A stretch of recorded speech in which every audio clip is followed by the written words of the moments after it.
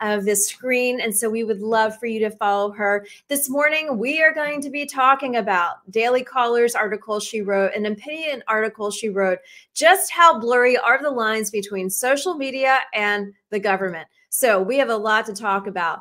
And as I welcome to the show, good morning, Leslie. It's nice to meet you. Welcome to Common Sense America.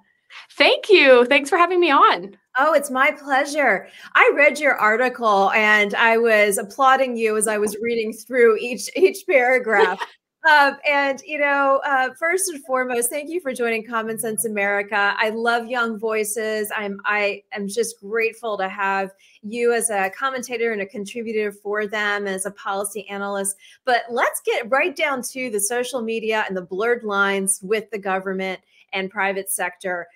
Could you explain to our very conservative, faith-based audience, nationwide audience about your article? And then I will post it so people, I've already posted it for people to go ahead and read. But talk to us about the blurred lines that many of us are seeing on social media, and especially as it spiked during COVID.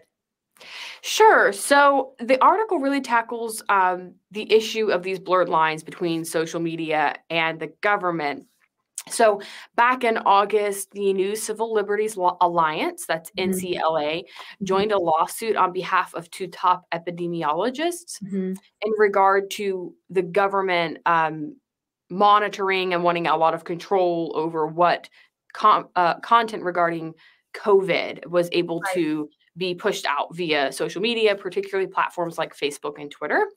So they joined this lawsuit. It was already ongoing. It had initially been filed by the attorney generals of the states of Missouri and Louisiana. So it was ongoing litigation even prior to August when this new Civil Liberties Alliance group joined on the lawsuit. So documents that came out of that really showed how collaborative the relationship between these companies and the government is. And when I say the government, this encompasses several agencies from the CDC and the Health and Human Services to the White House, and at times law enforcement agencies such as the FBI.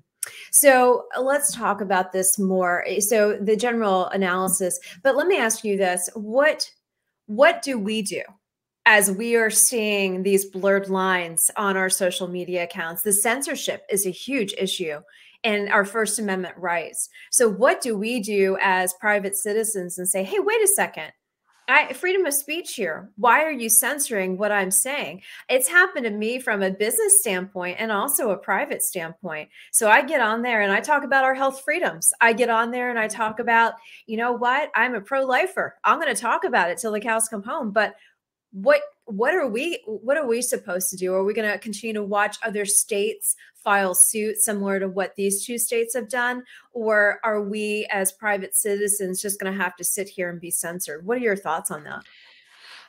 It's going to be the solutions are going to take quite a while to emerge. So there's several problems here, two of which are very apparent, I think, to average people, and they're navigating it every day. The first is that the lines between public, private, and an interpersonal sense are blurred. Think things like work from home, what's your office versus what's your home, right? That's harder to tell. What information are you sharing with just friends versus the public? So think things like Facebook or other forms of social media where you can limit who sees certain content, but the content itself is still less secure than if it were spoken in a house, right? So we have a lot of blurred lines from public and private just throughout all of the world in a way. Like, again, this blurring lines between digital spaces and physical spaces is part of what is bringing about these issues. So that's one piece of the puzzle that's not going to be going away anytime soon. And then the other piece of the puzzle is that it's increasingly difficult to tell what is public and private in an economic sense, right? The government is increasingly regulating every part of the economy that it can get its hands on. And this is including on the technology front. Which is driving some of these problems because as is linked in the article I wrote, for instance, Cato put out a article, a really good report on job owning, and that's part of this problem, which is that the extent to which social media companies are operating purely voluntarily is not really clear because the government has a lot of regulatory authority over these companies.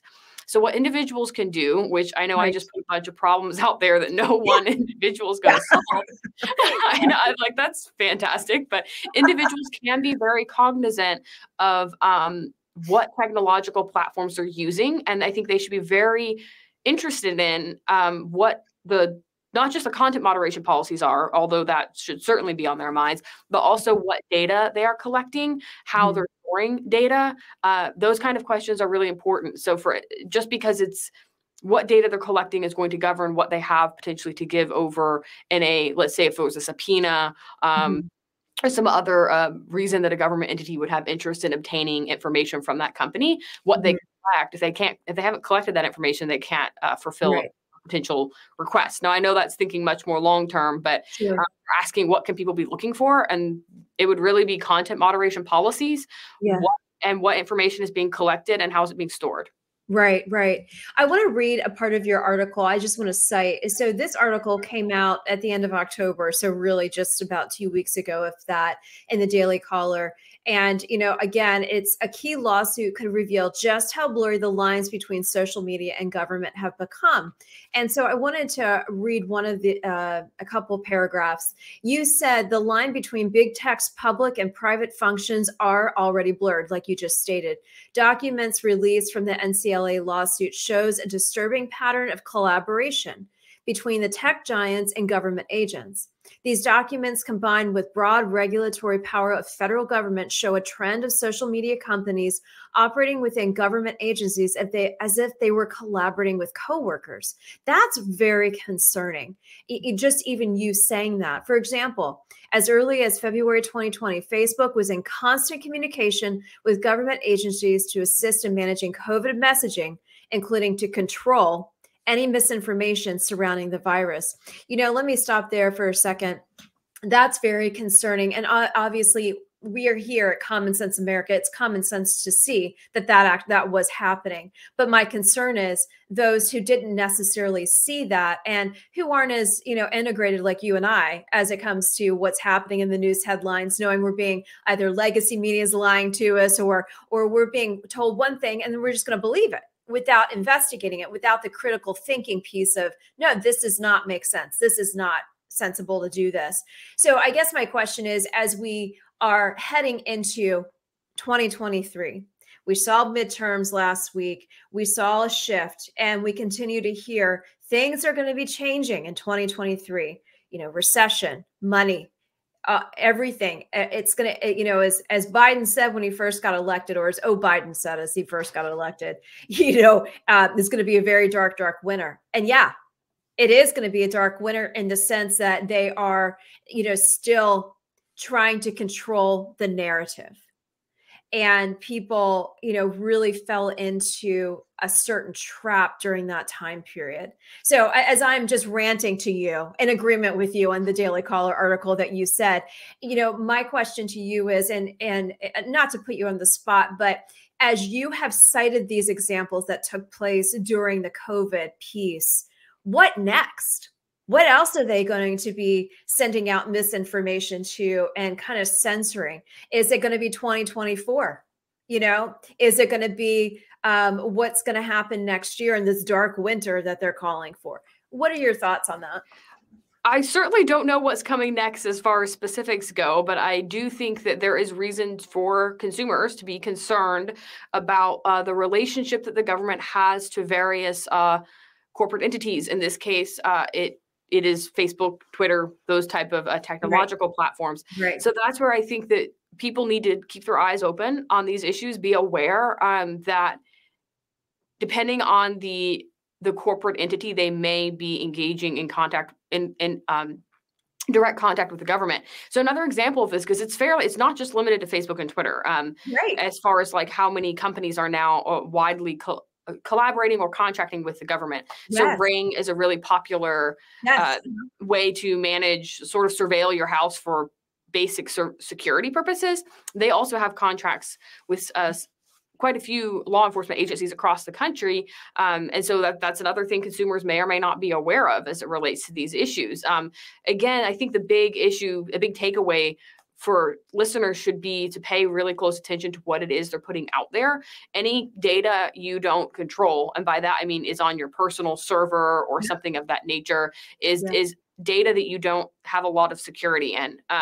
So there's reason to pay attention to those kind of things, to what kind of information flows out or in. So again, like you said, there are filters, so to speak, Yes. surrounding what comes in from your social media accounts. And so I would really encourage listeners to take a more active role in obtaining information, to be very questioning, and not to just believe what they read, regardless of the outlet, but to really, to the extent possible, go to original sources. So let's say you hear something that sounds really scandalous from across the country. If you can find a article from a local newspaper, that's more likely to be accurate. If you can find verifiable information that comes from firsthand accounts, that's what you're looking for when you're making decisions. Certainly don't ever outsource your thinking to any media platform. Because it's not in your best interest. No, most definitely not. No. And as you were saying that, I sit here and say, it is, with you just even using the example of Ring, they are really infiltrating, trying to be as in control of what we're doing as possible. And I'll say, you don't have to. I know you're sitting there from the Institute of Economic Research, but the authoritarian messaging, the authoritarian mindset is definitely, it's infiltrating in some of these big tech, big media type situations. And that is very concerning, especially for we, the American people. We, the American people, are sitting here looking at, okay, what's going to be next on the table, on the kitchen table for us? If you don't mind me jumping in as well, like really, we need to think about how long this has been going on. We were willing to trade a good chunk of our security for safety, or our privacy for safety, back during not long after 9/11. So these issues have been metastasizing for some time. And the incentive of selling what essentially amounts to surveillance services to government is only increasing with time, because of the ability of technology to surveil in ways it couldn't before, right? Facial recognition is a big area where you're going to see governments collaborating more with companies to identify potential suspects. Clearview AI is a prime example of this. They're one of the top companies in that sphere. So I think we really need to think of how this has occurred over a long period. And while it's going to be a bumpy ride towards any potential solution, we have to look at a long time frame. It's not going to happen overnight. We slow walked into these issues over decades, and we're going to have to do a lot of grappling and figure out what it looks like to get out. On a note of optimism, though, I do think that there are some things your listeners should be aware of. Like, we talk a lot about, and by we, I mean in conservative movements, there's a lot of talk about, the lack of strong communities. And I think that that's actually a note of encouragement, is that as the areas in which the Constitution can most guarantee you protection right now is going to be in those in community physical settings, right? Jurisprudence as it relates to how the digital is mixing in with the physical world is much less certain, because it's a completely new phenomenon. It's different across a lot of different dimensions, and that makes it quite a bit more uncertain. But as it relates to gathering and doing other physically bound forms of community building, that is certainly secure, and I think should be very much encouraged. Yeah, no, very much so. I was sitting here looking at your bio, and I wanted just to say to the audience of Common Sense America, I'm just so impressed by the fact that you are a privacy policy analyst with the Libertas Institute in Utah. Are you currently there right now? Sure. So I work with Libertas. That is my full-time job. I am finishing up a visiting fellowship with the American Institute for Economic Research. So that's what's behind me. Not to be confused. I'm still with Libertas. Yes. You are still with Libertas. Okay. Absolutely. Gotcha. And then let me ask you this. What other, and I see that you are very focused on maintaining privacy in the cyber age, which is really impressive. What other things would you recommend to a common sense audience as we head into 2023 for them to kind of be really in tune about as it comes to our protection, especially with us being so glued to these, our teenagers being so glued to these, we are being so glued to it because we don't know whether to believe ABC News or Facebook, right? And I don't believe either one. But at the end of the day, what are your recommendations, and what do you have coming down the pike that we can be watching for as we follow you on your social media as well? Sure. I would recommend really looking at the media landscape, like you just said, is not trusting any one source and being very aware of what is being written. The trustworthiness should, I think, at this point tie to authors rather than institutions. Mm-hmm. It is very difficult to find media institutions that are worth their salt. So I would definitely pay more attention to individuals and what they're writing, and just be very aware as you're reading something, not taking it as gospel truth, being very critical in your awareness of, okay, this might tell me a piece of the story, but not all of it. So that would be some basics there. As far as the digital privacy end, I think moving to end-to-end encrypted applications for your email, that could be something like Proton Mail, or for messaging. Signal is great for messaging, is a way to protect yourself. I don't see a lot of value, frankly, in the legacy social media applications. I personally don't have any of them. I think Twitter is the only one I maintain for work, but everyone can make their own decisions on that. Clearly, it's not an end-all be-all, but I think that particularly in light of what is coming out with these lawsuits, you do need to be aware that these technologies, or sorry, these companies, these tech companies, some of them are much more private in the sense that they have a more contentious relationship to the government than others. So that's, again, where you can look at what application and what social media am I willing to work with, and how do they see their role in the private sphere?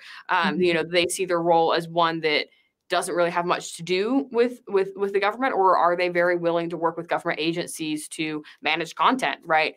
And that's just going to be an issue ongoing moving forward that I think consumers should absolutely pay attention to and should vote with their feet, and should just be aware of that. So I think that those are some interesting things to look at as far as making determinations about what you want your online life to look like. Yes. And then as far as information coming out from me, actually Libertas has launched a scholars network to study these issues. So feel free, please, to go to the Libertas website and look at some of the scholars who will be involved in studying the issues of privacy and self-governance as we continue forward into the 21st century. And then I'll actually be putting out here in the next, at least next several weeks, something that will be related to simple things you can do to become more private online. I mentioned some of those end-to-end encrypted applications, and I'll be writing up sort of some go-to tips for being secure in the 21st century. I would love to have you back to talk about that. I think I have had situational awareness guests on our show before, and we're always having to be situationally aware as we are traveling, as we're flying, as we're, going from here, there, and everywhere. But are we being situationally aware online?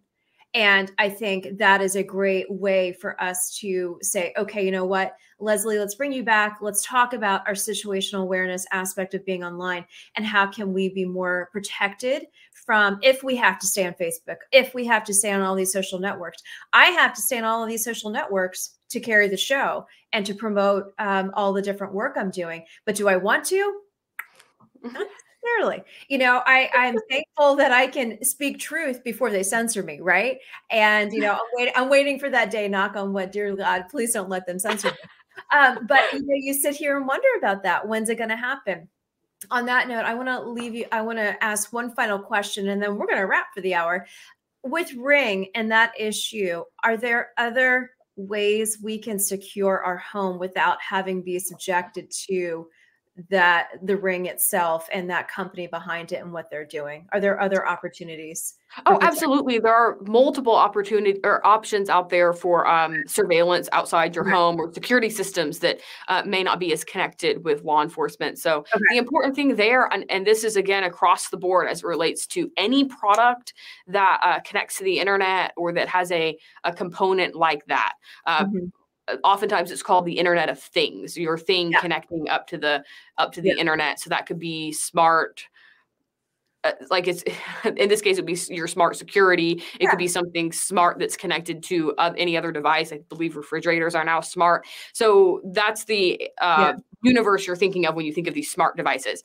You want to, oftentimes when you're the consumer, you're looking at an advertisement that just is showing you the benefits, and that, makes sense. They're advertising what it would do on the consumer end. The problem with the privacy front, is oftentimes it's the back end things that you need to worry about. So for instance, who controls the data? Where is it stored? So you're looking at those kind of issues as it relates to privacy. So when you look at a flashy new product that may very much make your life easier, one of the initial costs that should ping in your mind is, okay, if this is a smart device, where's the data stored? Do I store the data? Am I in control of the data? Right? Because if it were stored on a local device, it becomes much more difficult then for it to for there to be security issues with who can then obtain it or what happens with it. So that's one thing to really look for. And again, it's that you can't really take anything at face value with these kind of issues. And there are absolutely options, plenty of old school options, even related to securing your home. Really no need to necessarily have a law enforcement component there where they can necessarily look at the footage from your home. Some consumers won't mind that. Some would be completely fine with still working with Ring, but it's not something I think a lot of people are really thinking about on the front end of making these transactions. I just bring back old school. I'll be happy. I'll be happy with that. On that note, thank you, Leslie Corbly, a commentator for Young Voices. Thank you for joining Common Sense America. I can't wait to get you back here, and give me a heads up when you publish that article. I'd love for us to really break that down again. Have a fabulous week. Many blessings to you, and I will see you soon. Thank you so much for joining. Thank you.